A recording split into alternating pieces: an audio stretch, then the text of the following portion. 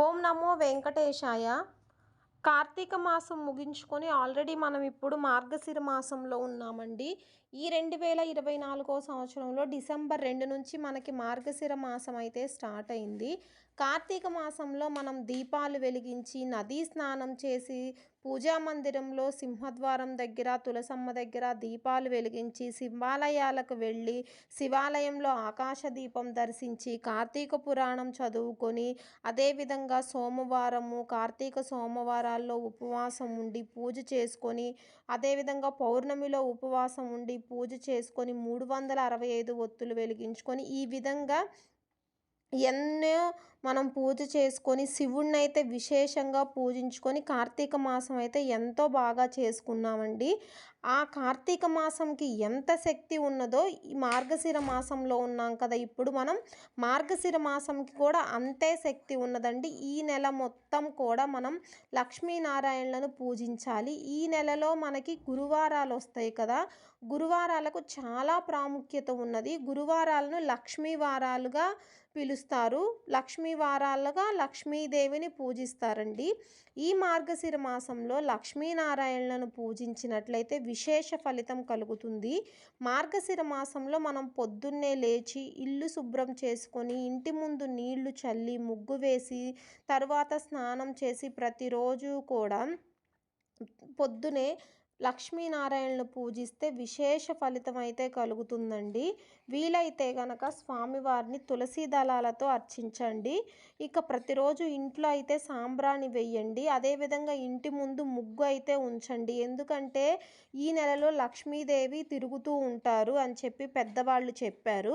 మీకు అందుబాటులో ఉన్న నైవేద్యం సమర్పించి పూజ చేసుకునే తరువాత ధూపదీప నైవేద్యాలు సమర్పించి, మీకు వచ్చిన శ్లోకాలు, మీకు ఏ శ్లోకాలు వస్తే ఆ శ్లోకాలు, విశేషంగా అయితే లక్ష్మీ అష్టోత్తరం చదువుకోండి. ప్రకృతి ఏ నమ, వికృతి ఏ నమ అది చదువుకోండి. అదేవిధంగా గోవిందనామాలు, అదేవిధంగా మీరు వచ్చినట్లయితే గనక కనకధార స్తోత్రం చదువుకోండి. కనకధార స్తోత్రం మీకు రాకపోతే వినండి మీకు వీలున్నప్పుడు.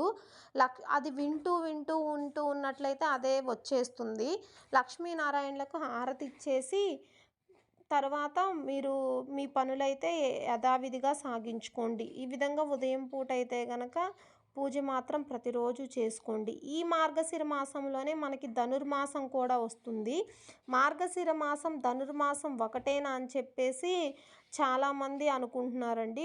మార్గశిర మాసం ధనుర్మాసం ఒకటేనా అంటే, మనందరం అంటే మన తెలుగు 2 రాష్ట్రాలు ఆంధ్ర, తెలంగాణ, కర్ణాటకలో ఉన్నవాళ్ళు మనందరం కూడా చాంద్రమానం ఆచరిస్తాం. అంటే చాంద్రమానం ప్రకారం చంద్రుడు కృతికా నక్షత్రంలో ఉంటే అది కార్తీక మాసం అని, చంద్రుడు మృగశిర నక్షత్రంలో ఉంటే మార్గశిర మాసం అని ఇలా మనం జరుపుకుంటాం.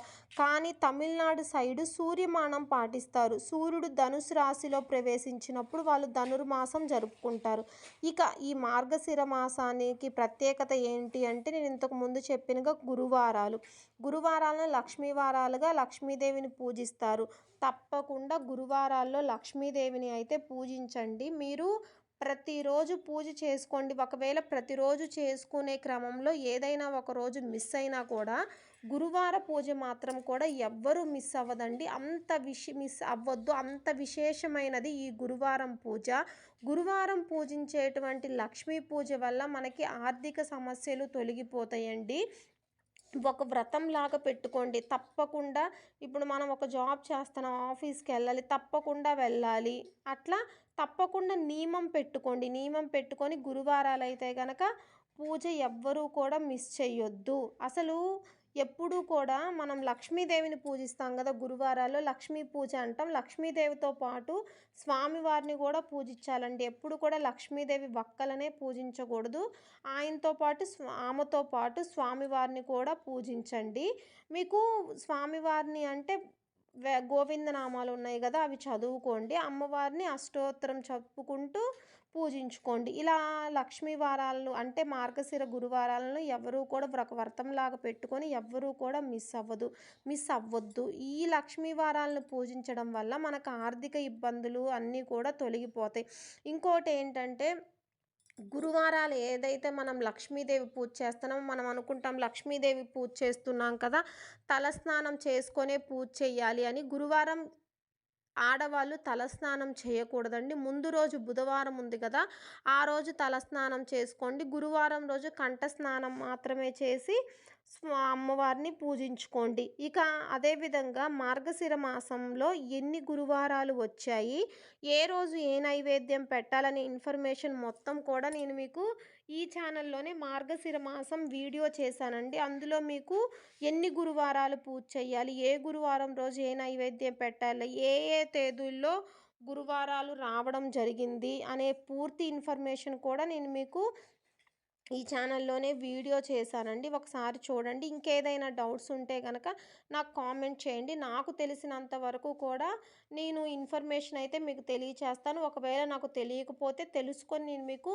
ఇన్ఫర్మేషన్ అయితే ఇస్తానండి. ఇంకా మార్గశిర మాసం గురించి ముందు ముందు వీడియోస్ నేను నాకు తెలిసిన ఇన్ఫర్మేషన్ మొత్తం కూడా షేర్ చేస్తాను. ఎవ్వరూ కూడా గురువారాలు మిస్ అవ్వకుండా పూజ చేసుకొని ఆ లక్ష్మీదేవి అనుగ్రహం పొందాలి అని చెప్పేసి నేనైతే మనస్ఫూర్తిగా కోరుకుంటున్నానండి. ఎవరికైనా సరే ఆర్థిక సమస్యలు ఉండకూడదండి. మనందరికీ కూడా అవసరం డబ్బే కదా, ఆ డబ్బు సమస్య పోవాలి అంటే మనం లక్ష్మీదేవి పూజ చేసుకోవాలి. కాబట్టి ఎవరు కూడా మిస్ అవ్వకుండా ఆర్థిక సమస్యలు ఉండకుండా ఈ లక్ష్మీదేవి పూజ చేసుకోవాలి, లక్ష్మీ అనుగ్రహం పొందాలి అని చెప్పేసి నేను కోరుకుంటున్నానండి. మీకు నేను ఇంతకుముందు చెప్పాను కదా, మార్గశిర మాసం గురించి నేను మీకు ముందు ముందు వీడియోస్లో అయితే అందిస్తాను నాకు తెలిసిన ఇన్ఫర్మేషన్ మొత్తం కూడా. ఒకవేళ మీకు ఈ వీడియో నచ్చితే లైక్ చేయండి. అదేవిధంగా నా ఛానల్ని సబ్స్క్రైబ్ చేయండి. నా ఛానల్ని సబ్స్క్రైబ్ చేసుకోవడం వల్ల మీకు నాకు తెలిసిన ఇన్ఫర్మేషన్ పూజలకు సంబంధించి మొత్తం కూడా నేను మీకు అప్డేట్ చేస్తూ ఉంటాను. మీరు వీడియో లైక్ చేయడం వల్ల తెలియని వారికి ఈ ఇన్ఫర్మేషన్ అయితే షేర్ అవుతుందండి. శ్రీమాత్రే నమః.